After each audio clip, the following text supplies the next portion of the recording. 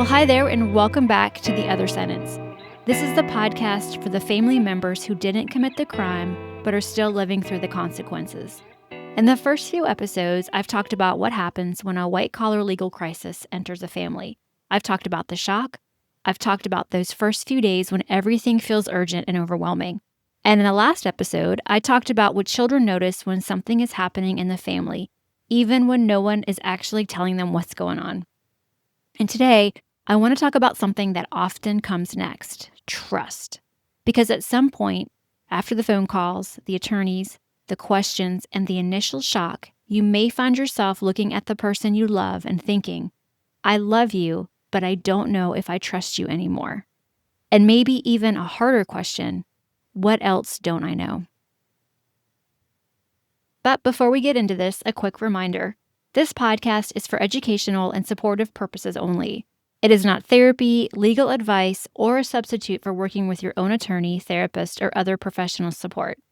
My goal here is to give families language for what they may be experiencing and help you begin sorting through some of the emotional pieces of a very complicated situation. And if you're new here, I want to briefly share why this topic is so important to me.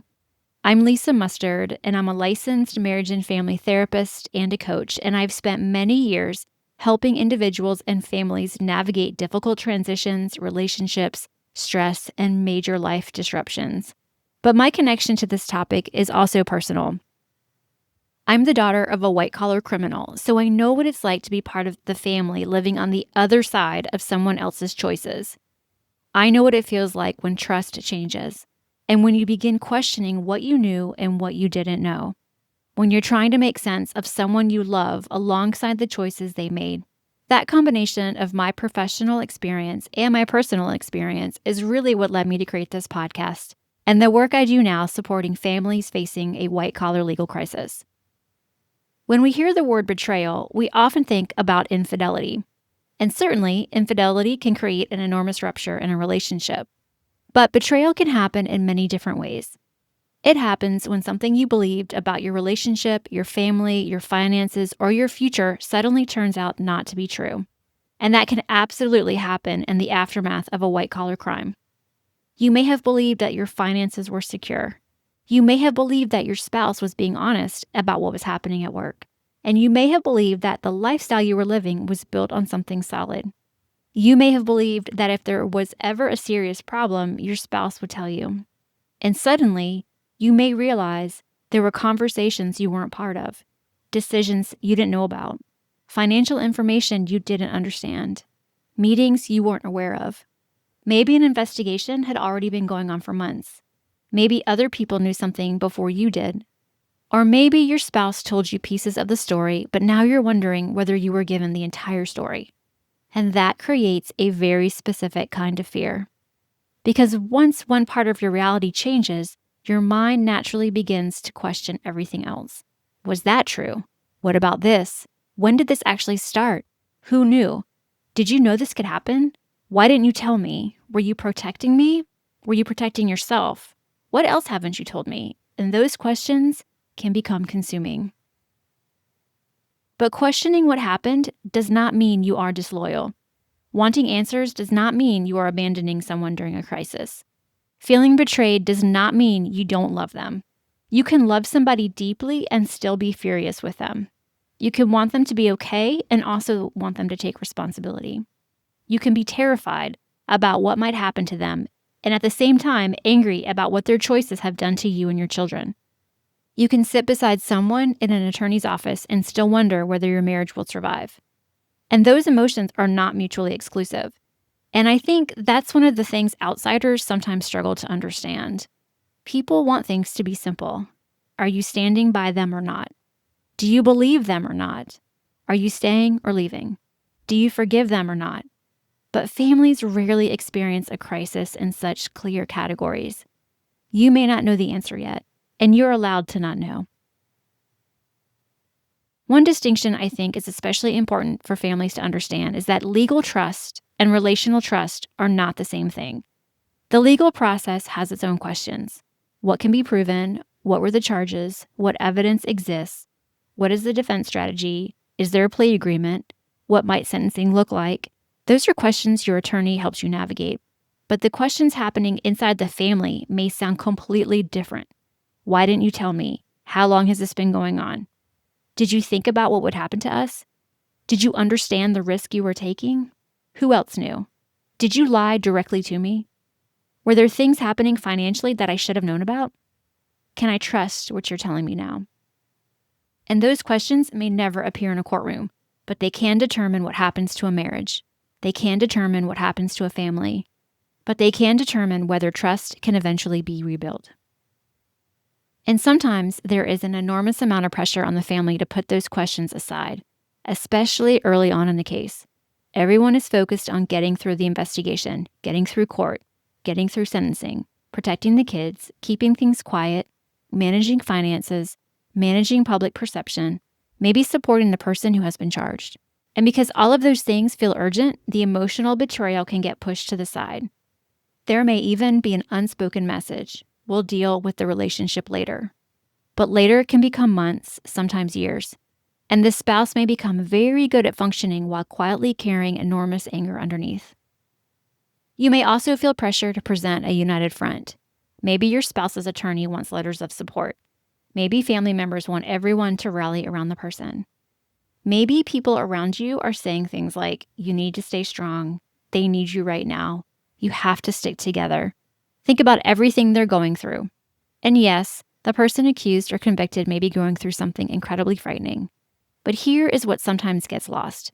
You are going through something too. Supporting someone through a legal crisis does not require you to pretend that trust has not been broken. You can show compassion without denying your anger. You can support someone without taking responsibility for their choices. You can sit beside them without immediately forgiving them. And you can love someone without promising that the relationship will remain exactly the same. Forgiveness is another word that comes up quickly, sometimes much too quickly. People may tell you that you need to forgive. Your spouse may want forgiveness. Family members may push for reconciliation because they desperately want things to feel normal again. But trust and forgiveness are not the same thing. You could choose to forgive someone and still not trust them yet. You could decide that you want to work on the marriage and still need answers. You could have compassion for how your spouse ended up making certain choices and still believe those choices were wrong. Trust isn't restored because someone says, I'm sorry. Trust isn't restored because someone says, it will never happen again.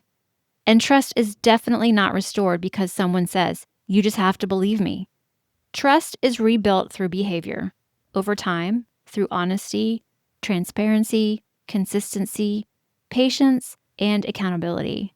And sometimes through the willingness to sit with your pain without demanding that you get over it quickly. Accountability matters here, and accountability is different from humiliation. Accountability doesn't mean screaming at someone every day about what they did. It doesn't mean publicly shaming them. It doesn't mean that the family has to punish them forever. But accountability does mean recognizing the impact of their choices. Not only the legal impact, the family impact, the financial impact, the emotional impact, the impact on children, the impact on trust, and the impact on your sense of safety. And that can be difficult for someone who is already overwhelmed by their own fear and shame. Sometimes the person facing charges is so focused on survival that they simply do not have much emotional capacity for anyone else's experience. They may be thinking, am I going to prison? What is going to happen to my career? What will people think? How am I going to pay for this? What will happen at sentencing? And those fears are real. But the spouse may be thinking, what happens to our children? Can I afford the house? Do I have access to our accounts? Is there money I don't know about? What do I tell people? Can I ever trust you again? Who am I now that our life has changed? Both people can be scared, but they are often scared about very different things. This is also where I want to talk about something that can happen to the spouse or family member. You may start going backward through your entire relationship looking for clues. Things that once seemed insignificant may suddenly feel suspicious.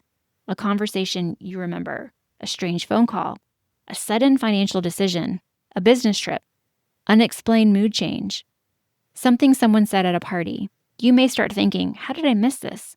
Should I have known? Was I naive? And I want to be careful here because every situation is different.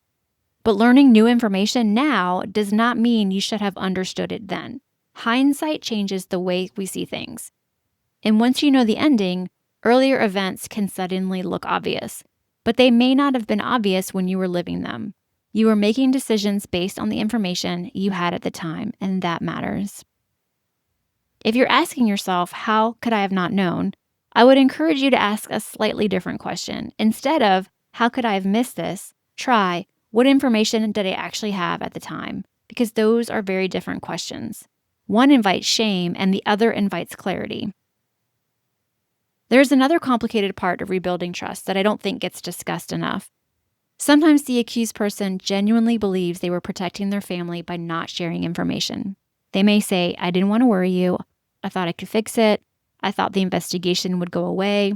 I didn't want the kids to know. I was trying to protect you. And maybe from their perspective, that's all true.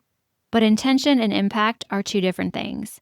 Someone can intend to protect you and still create a profound betrayal by keeping information from you. You are allowed to acknowledge both. You can say, I understand that you thought you were protecting me, and keeping this from me still hurt me, because both can be true. So how do you even begin sorting through this? I want to give you a simple exercise. Take out a piece of paper or open up a private note on your phone and create 3 sections. The first section is what I know. These are confirmed facts, not assumptions, not fears, things you actually know to be true. The second section is what I've been told. This could be information from your spouse, attorneys, family members, the media, or other people involved. It doesn't mean that information is false. It simply means you may not yet have enough information to independently understand it. And the third section is what I still need to understand. This may be the most important section. What questions are still unresolved? What information do you need before making major decisions? Maybe you need a clear picture of the finances. Maybe you need to understand the timeline. Maybe you need to know whether there are other legal issues.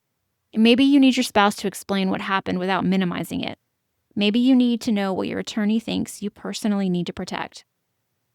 Maybe you need time before making decisions about the marriage.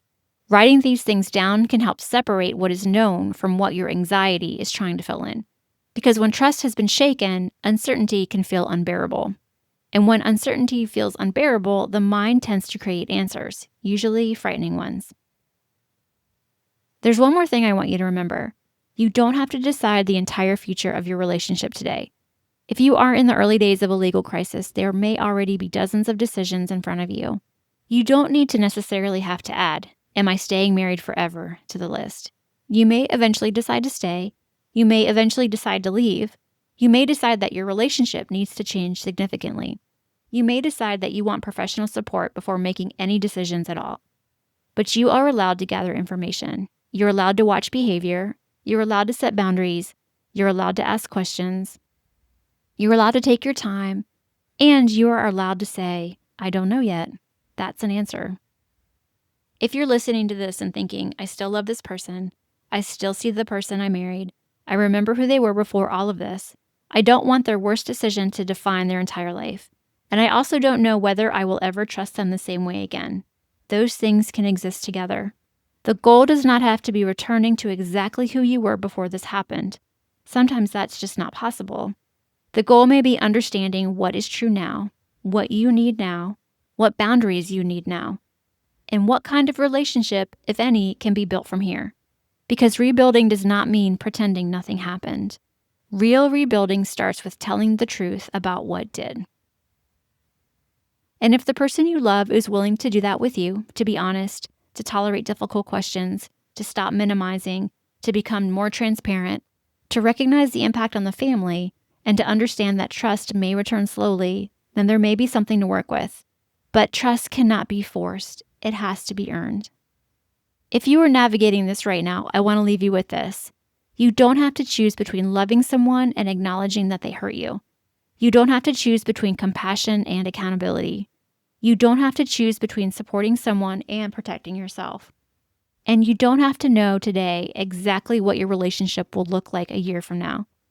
Your job right now may simply be to get clear about what you know, what you don't know, and what you need in order to feel emotionally and practically safer. one step at a time. If you would like individualized support, you can learn about working with me privately. Sometimes you need somewhere private to talk about the things you can't say to the attorney, the children, your friends, or even the person who is facing the charges. A place to sort out what you're feeling. What decisions actually need to be made now? What can wait? What belongs to you and what doesn't? And what you need in order to move forward with more clarity. I also created a free guide called When the News Breaks, a private guide for families facing a white-collar legal crisis. Just click the link in the show notes to learn more. Remember, you didn't commit the crime, but you are living through the consequences. And your experience deserves attention too. Thank you for listening to The Other Sentence, and I'll see you next time.